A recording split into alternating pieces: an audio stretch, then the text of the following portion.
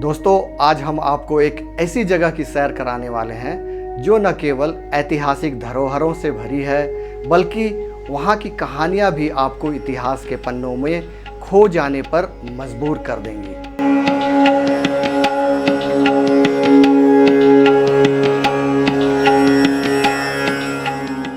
हम बात कर रहे हैं झारखंड के गुमला जिले में स्थित नवरतनगढ़ किला, जिसे डोयसागढ़ किला भी कहा जाता है। यह किला दुर्जन साल के समय का एक अद्भुत धरोहर है जो आज भी अपनी कहानियों और रहस्यों को समेटे हुए है। तो आइए इस रोमांचक यात्रा पर चलें और जानें नवरतनगढ़ किले का इतिहास, यहाँ का क्या महत्व है और पर्यटक यहाँ क्या क्या देख सकते हैं।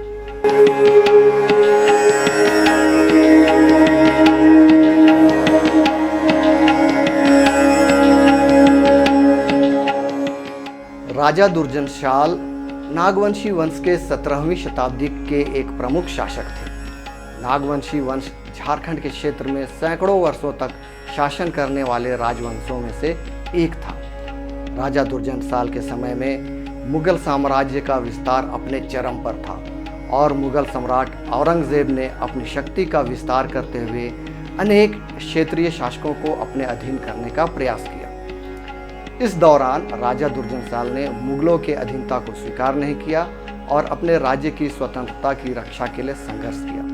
कहा जाता है कि इस संघर्ष के कारण दुर्जनशाल को औरंगजेब के द्वारा बंदी बना लिया गया था। उन्हें मुगल दरबार में पेश किया गया, जहां औरंगजेब ने उनकी विद्वता और शासक के रूप में उसकी कुशलता की सराहना की।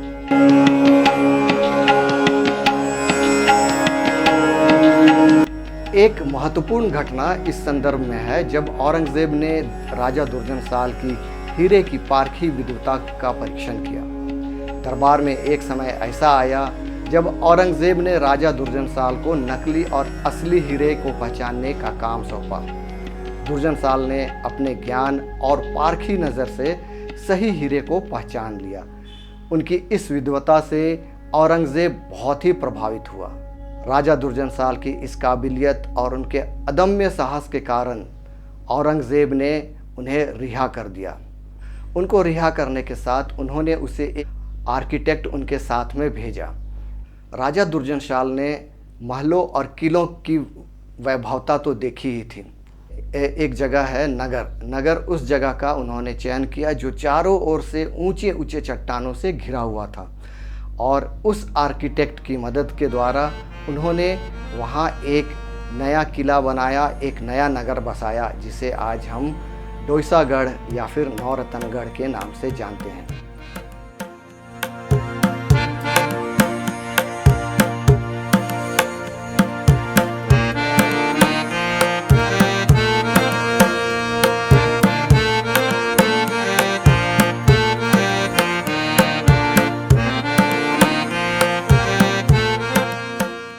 किले की ऐतिहासिक महत्व को देखते हुए भारतीय पुरातत्व सर्वेक्षण यानी कि आर्कियोलॉजिकल सर्वे ऑफ इंडिया ने यहाँ कई खुदाइयाँ की हैं और अभी यहाँ की खुदाइयाँ जारी भी हैं। इन खुदाइयों के दौरान कई महत्वपूर्ण वस्तुएं और संरचनाएं मिली हैं जो इस किले के इतिहास को और भी रोचक बना देती हैं।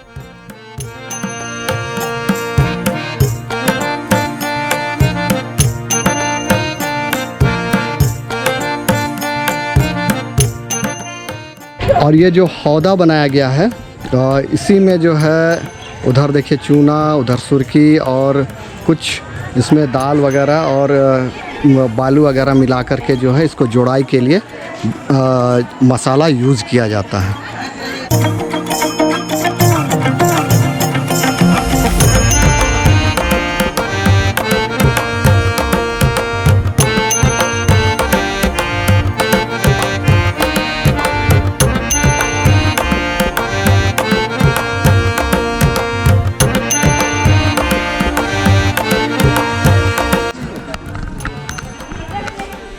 और ये पत्थर का चौखट अभी तो मिट्टी में नीचे ज़मीन में दब गया है और इसमें कुछ नक्काशी भी आपको देखने को मिलेगी।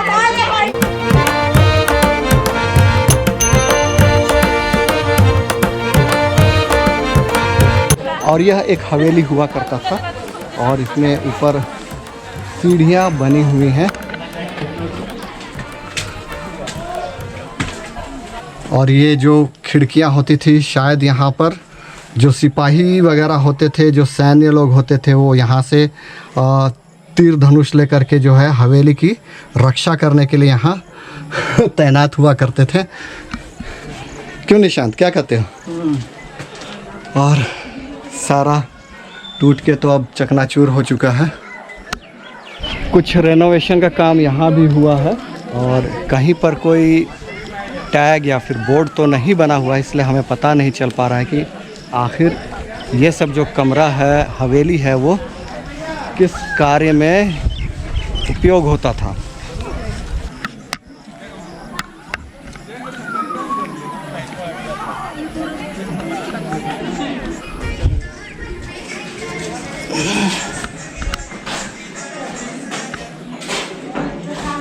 खाली दिखा दिखता है रे।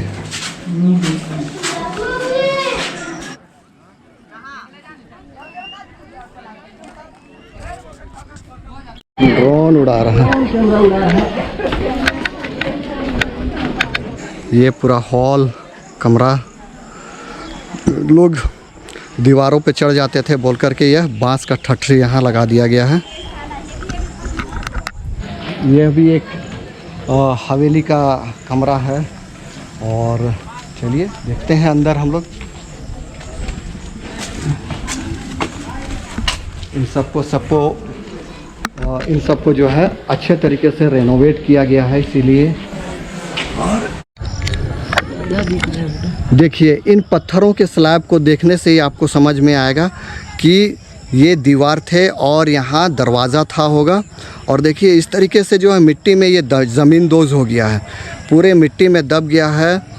हो सकता है कि समय के साथ इसमें मिट्टी का बहाव आता गया, बारिश होता गया और फिर इसमें मिट्टी भरता गया और इस तरीके से जो है ये जो महल है वो ज़मीन दोज़ होता चला गया।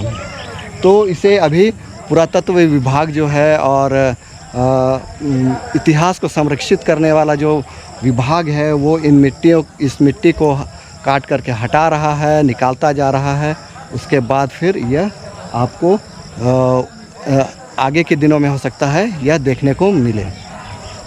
अभी हम लोगों को यहाँ के गार्ड ने बताया कि इस जो महल है, ज़मींदोज़ महल, इसके उस ओर में मंदिर है, गणेश जी का मंदिर है, शिवलिंग वगैरह भी है। तो वो भी हम लोग चलिए उधर देखने चलते हैं। और उधर नाखे ढेरे आगे। तो ये देखिए, ये पूरा जो कमरा वगैरह था सारा मिट्टी में ज़मींदोज़ हो गया है। उधर वो दीवट हो या फिर खिड़की हो वो हुआ करता था और इन सब को जो है खुदाई के द्वारा निकाला जा रहा है। जैसा गार्ड साहब ने बताया था, बहुत ही खूबसूरत आकार दिया गया है इस चट्टान को। अभी आप भी देखिएगा, ये इस बड़े से चट्टान में गणेश जी की प्रतिमा उकेरी गई है और यहाँ एक टैग भी लगाया गया है। देखिए, प्रतिमा पर पत्थर फेंकना दंडनीय अपराध है। इसलिए दोस्तों, जब भी आप ऐसे ऐतिहासिक जगहों में आइए तो इन सब चीज़ों का ध्यान भी रखिए। और देखिए, ये हमारी ही संपत्ति है, इन्हें बचा करके रखना चाहिए, जिससे कि हम हमारे आने वाली पीढ़ियां जो हैं इनको देख सकें और हमारे इतिहास को समझ सकें। दोस्तों, यहाँ एक चीज़ और मैं बता देना चाहूँगा कि पुरातत्व विभाग जब कुछ खुदाई करता है और कुछ पत्थर वगैरह या शिल्प में कलाकारी वगैरह मिलता है तो उसको रीअरेंज करने के लिए वो लोग उसको नंबरिंग करते हैं। तो उसका एक उदाहरण यहाँ देखने को मिला है।